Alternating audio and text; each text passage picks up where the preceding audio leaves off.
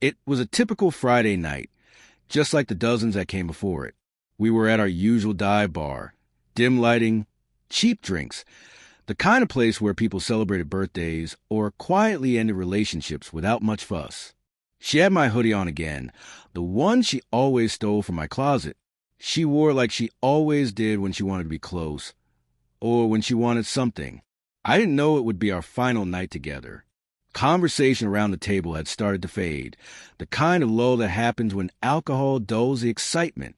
That's when she cleared her throat. There were 6 of us at the table, half laughing, half tired. Her voice cut through the noise, louder than it needed to be. "Well," she said, flashing a grin, "now's probably as good a time as any." Everyone turned toward her. I stayed quiet, just watching. She turned to face me, still smirking. I cheated. The word didn't hit like a punch. It didn't burn. It just settled in. The way you finally accept something you've known deep down for a while, but were too afraid to say aloud. Then she added, with that same smug smile, "Honestly, I needed a real man, not someone stuck working tech support and wasting weekends fixing a car that still doesn't run." And then they laughed. Not just her, them, the people I thought were my friends.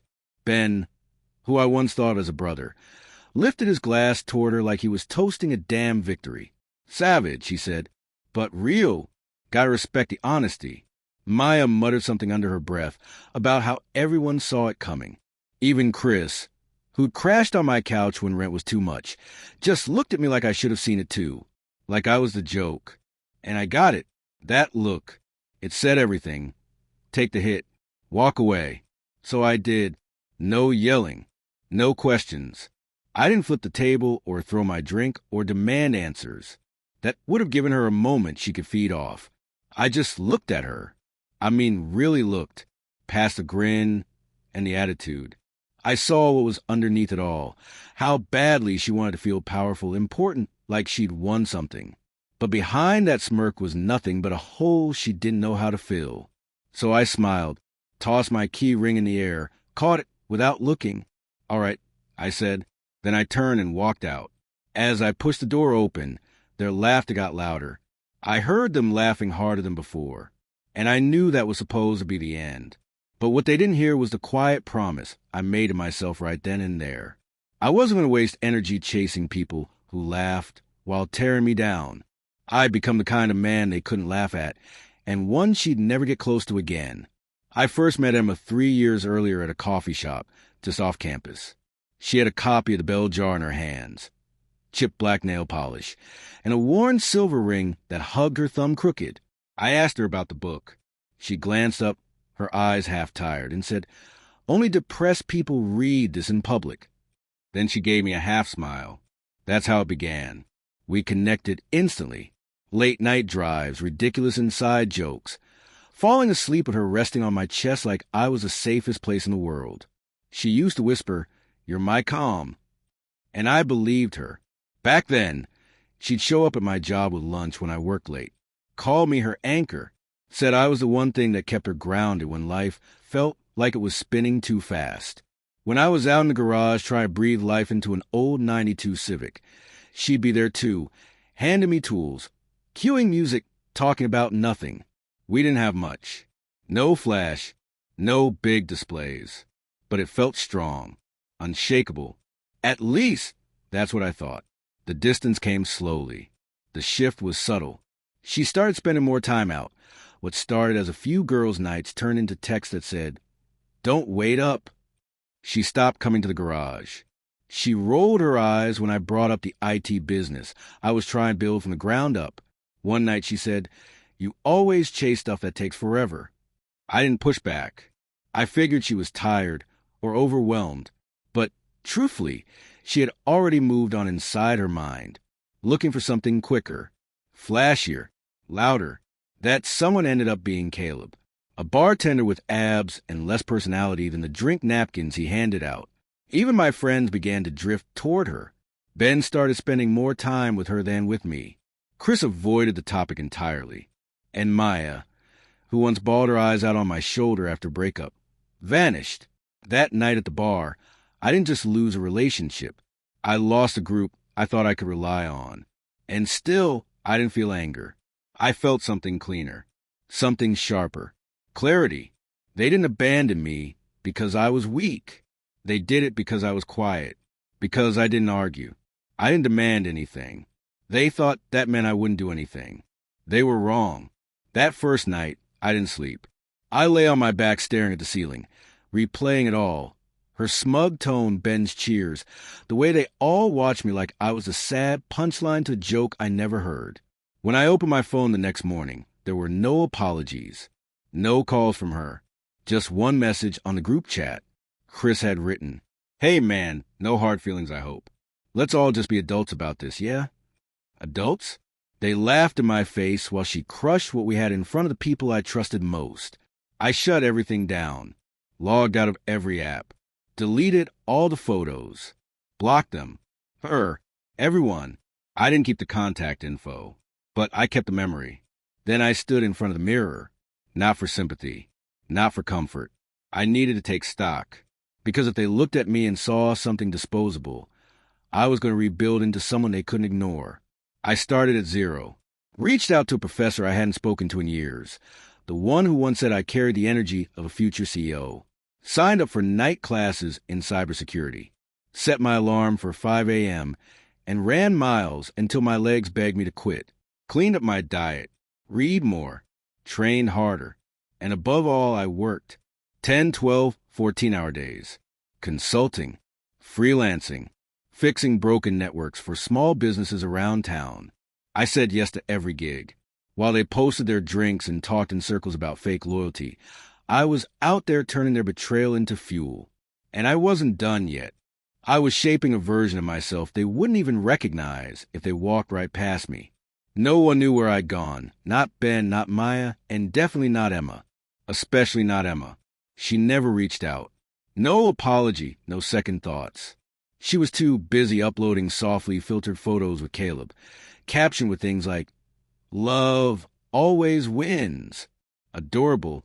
Let's see how far love carries you when the charm fades, the money dries up, and the man you left in the dust isn't chasing behind anymore. He's already miles ahead. By the second month after the breakup, my old world had gone silent. No texts, no messages, no lingering connections. Just calendars, daily routines, and the kind of peace that feels earned. I loved every bit of it. Work took off. One random freelance job led to another, and then another. First a contract, then a referral, then a retainer deal. Within a few short months, I was earning more in 30 days than I used to bring in over half a year. I registered my own company, built a clean, minimal website. Businesses that once ghosted my resume now slid into my inbox asking for my time. I didn't post about it, didn't brag, didn't share anything publicly, because the most satisfying kind of success is the kind that grows in silence until it's undeniable. Physically, I transformed too, dropped 18 pounds, cut carbs, ran 6 days a week, lifted heavy, took care of my skin, got a proper haircut for the first time in years. But the confidence? It didn't come from compliments. It came from consistency, from keeping promises to myself. I started dressing better, not to impress anyone, but because I finally respected myself enough to show it on the outside. One night, I passed a storefront window and caught my reflection. I stopped and stared. Would she even know who I was now? Didn't matter. This version of me wouldn't have tolerated the old her for even 5 minutes. I wasn't posting, but others were. My face started showing up in tagged photos, client launches, networking meetups, charity events. I didn't share my growth, but my growth found a way into the light anyway. Some of Emma's friends still followed those people. And suddenly my phone started buzzing again. Maya messaged, "Hey, stranger, you're looking good. Hope you're doing all right." Ben chimed in, "Heard you started your own company. That's wild. Mad respect." Even Chris sent something. "Your name came up at a meeting today. You're killing it." Huh? LOL. I didn't answer any of them. They weren't talking to the guy they used to know. That guy was gone. They helped kill him tonight. They laughed at his heartbreak. All I did was bury what was left. And then came the first crack. Emma's post began to slow down. Then they stopped altogether. 2 months without a single update. And then, late one night, I saw her in a mutual friend's blurry story. Background of a birthday party. Sitting alone. She looked older, tired. The glow was gone. No Caleb by her side. No clever captions about love. Just a girl fading into the corner of a party she once would have been the center of. I didn't smirk. Didn't feel triumphant. I just felt done. No anger. No satisfaction. Just distance. Because when someone tears you down in front of everyone and you rebuild quietly on your own, there's a point where even hearing their name feels weightless. That moment came on a quiet Sunday. Overcast skies. Coffee brewing. I was reviewing a pitch deck when my phone started buzzing like crazy. One call, then another, and another.